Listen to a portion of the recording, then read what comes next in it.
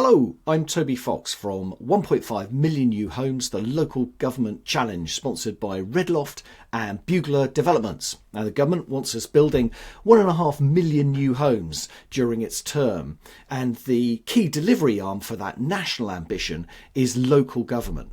So I'm visiting Ealing Council in West London to understand from them what works and what needs to change to enable them to deliver more homes. And one of the key challenges facing local government in delivering those homes is the retention of talent, of experienced people who know how to get homes built. So I asked Peter to tell us a bit about his career in local government and housing delivery. So, Peter, can you start by just defining your role? What is it that you get up to as Strategic Director for Economy and Sustainability? Yeah, sure. So, one of the reasons why I love the role is because of the breadth of the role. So I lead 6 different departments, each with an assistant director reporting into me. So one of the areas is planning, urban design and sustainability. So that's responsibility for all the planning applications, kind of city planning. So thinking about the future of the borough and capturing that in a strategic plan, our local plan. Infrastructure planning, making sure there's enough infrastructure available to support that, but also making sure that climate action is the thread that runs across the entirety of our business, the council's business, and that we're kind of designing successful places. We have a team responsible for growing the local economy and getting people into employment, a team responsible for delivering complex housing-led regeneration projects and delivering affordable homes, another delivery team that delivers schools, parks and leisure facilities, building control and repairs and adaptations, and then finally a team responsible for culture, leisure, libraries, parks and trees. So quite a spread. In terms of kind of my role, it's a lot about leadership and direction. It's thinking about the borough first and the communities, not kind of just looking inside the council. So it's kind of visualising how we can improve different neighbourhoods for the benefit of local people, how we can grow those economies, how we can improve the public realm, but how we can also, as I spoke before about Ealing's 7 towns, how we can grow places in such a way that we strengthen local identities. We don't create a homogenised borough, because the strength of the borough and the brilliance of London is it's a kind of a patchwork of different villages, and Ealing's very much the same. And that's a vast spread of responsibilities and tasks. What do you find toughest in all of that? What's the toughest thing you've got to do? I think what's tough in local government is actually being able to kind of cut through and actually deliver change on the ground. So it's being really focused on, achieve. My definition of achievement is actually where local people experience change in their daily lives. So it's been really kind of focused on outcomes, not processes. And what brings you most joy? I've got a role that encompasses huge reach, and there's so many other roles in the industry that are far more kind of pigeonholed, and I like the fact that in the public sector we create these roles that have such variety. And I stayed in my last role at Enfield, and I did different jobs whilst I was at Enfield, but I stayed at that council for 14 years. And the reason why I stayed there so long is what brings me most joy and what I find most motivating is actually the ability to improve the legacy of places, to create kind of long-term change that really helps to lift up areas and improve people's prospects. And how are you measuring that outcome, that effect that you're having on people's lives?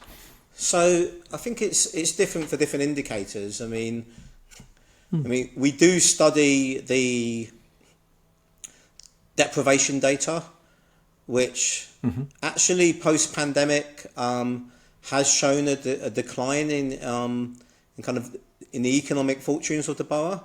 So there's a lot we focus on with the economy and employment and skills team around how we can kind of increase the numbers of higher paid jobs in the borough and how we can get more people out of kind of neat situations and into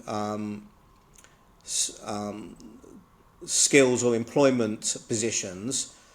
But then also, Acting, for example, is the most deprived of green open space. So how can we increase the amount of quality parkland in Acton, for example, to kind of to lift it up and to balance out the fact that it hasn't got as much green open space as other parts of the borough. So there are examples like that. The other obvious being the number of the generally affordable homes, where we can actually create some real kind of numerical measurables. Peter, I'm always astonished, like when people set out the nature of their roles at the sort of level that you're at that breadth and that ability to impact people's lives and make real change. But you never find out about these things when you're young, when you're at school, when you're at college. Nobody tells you that these things are possible. How did you get started on this career? I mean, I might have been different in that when I came out of university, I knew before anything else that I wanted a career in the public sector. So my undergraduate was in history and politics, and I did a number of different jobs, mostly for other councils in other areas of council business that, to be honest with you, I wasn't particularly good at and I wasn't particularly enjoying. But I kept trying out different council teams until I stumbled upon a role as a researcher for the Woodbury Down Regeneration Project for Hackney Council, who also sponsored me to do a Masters in Urban Regeneration when I was in my early mid-20s. And the opportunity to work on that really impressive 5,000 home development opportunity in Hackney, I loved it. And I think it's because I really enjoyed it, because I cared, because I was passionate, that I really put the time into learning everything I can about that project, and it kind of propelled me into future career opportunities. There's this constant theme that's coming up in these interviews, which is of councils providing education opportunities. You're talking about a master's in urban regeneration, and that's a common theme. Is that still available, given the financial pressures that councils are on now? Do people still get the same opportunity to improve their qualifications? So it's a really big focus of ours at Ealing. So, as I've explained, I benefited at a youngish age from given opportunities. So I'm really conscious about returning those same opportunities that I was given to others within Ealing. So some of the things that we're working on, firstly, making sure that all restructures that come forward contain apprenticeship and or graduate opportunity roles. Secondly, every 3 weeks I convene a directorate focused learning and development group where we bring people together focused on having breakfast briefings and lunch and learns where we get external people to deliver talks on particular subjects. We do site visits. We have an annual learning and development budget which I've devolved to a younger woman in our directorate to control that budget, and we kind of democratically decide how to spend that budget. We decided to spend half of that budget this year on a externally recognised project management qualification, and we had about 40 people go through that formal training process. We took more people to UK Reef and to London and Real Estate Forum than any other council in the country. So these are conferences for the property and regeneration industries, aren't they? They are. So they're just examples of creating opportunities. And, like a lot of councils, we're members of New London Architecture and Future of London and Urban Design London. They run so many courses and seminars. So there's a lot we're doing, but with learning and development, there's also always part of it which is down to you as the individual. We can create the opportunities, but you have to follow up, as I did at that stage in my career. I went on those New London Architecture and Future London type courses and conferences, and I learnt so much. How much is this sort of self-sustained, and how much have you been helped and supported by mentors, Peter? So I haven't been really formally mentored during my career. I think there are times when I look back when I've definitely been informally mentored, but I'm a big proponent of mentoring. It's something that I've done in the past. I've kind of I've mentored other younger people in the past and structured it in such a way where there was reverse mentoring, so I also benefited from that. But there's lots of good research showing how mentoring can kind of give people the confidence in themselves to pursue roles and to sustain roles that they're really good enough for.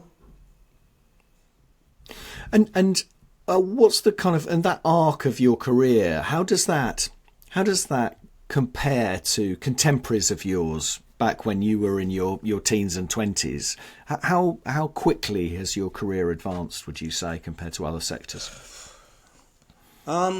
So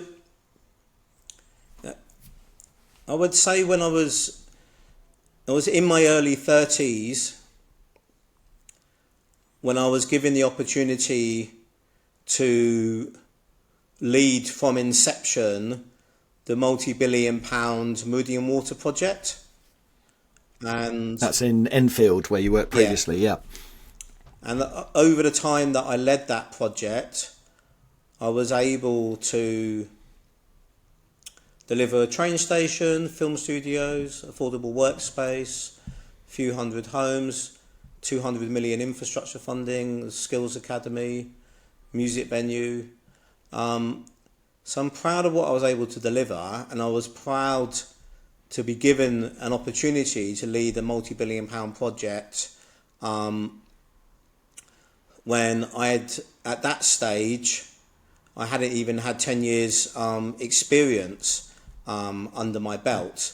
But the former chief exec there kind of clearly saw something in me that I hadn't seen in myself at that point. But his kind of sponsorship and the support of my manager and others at Enfield over time gave me the confidence to lead, a massive regeneration programme at what I would say was probably quite an early age. Yeah, and what are the key skills in doing that, Peter. What are the key skills that you've developed during your career that you feel have helped you become the strategic director of economy and sustainability? Before I comment on skills, I think I would comment on passion first. So I often feel that I'm effective because I'm passionate and care about making a positive difference. I think one of the skills that has seen me do well is what I would call stakeholder management and relationship skills. So in all the jobs I've had over the last kind of 15 years or so, it's been really important to build effective relationships and partnerships with others in the public sector and with others in the private sector, and to be credible. And that is something that I worked really hard on. And when I look around, I don't universally see the other people attaching the same value to partnerships and relationships that I do. And I think that, in addition to kind of like hard work, passion and caring, I think it's those kind of networking relationship skills that has seen me doing really well. It's an intangible, but I've kind of, when I've looked around, firstly I've realised perhaps my network is more extensive than others.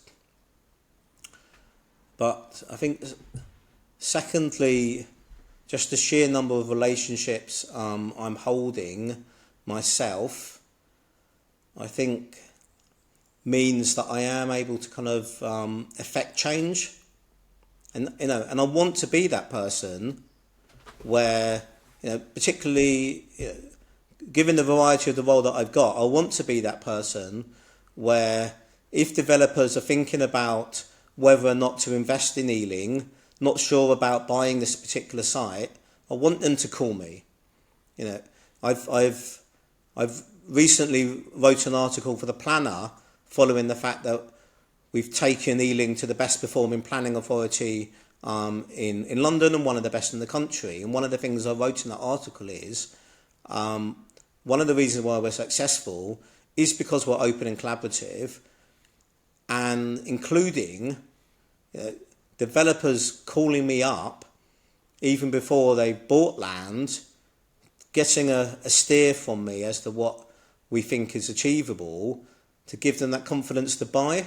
And it's that type of relationship with developers where we've got that kind of trust, and they know that I'm somebody and Ealing as a council where we want to get things delivered, that we want to grow the borough for the betterment of local people, that we're not going to be soft, but we're going to be robust, we're going to be straight talking, and we'll be able to get things done.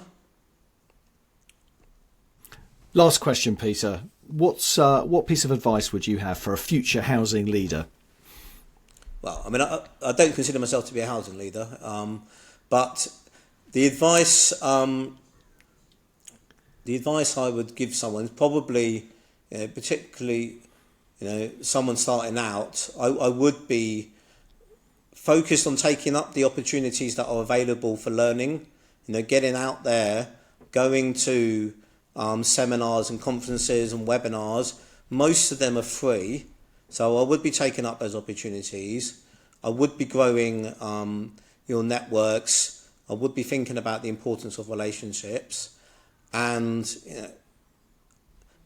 I have worked hard to get to where I've been, get to where I am now. Peter George, Strategic Director of Economy and Sustainability at Ealing Council, thank you very much indeed for sharing the secrets for sustaining and building a career in public sector housing delivery. Thank you, Toby.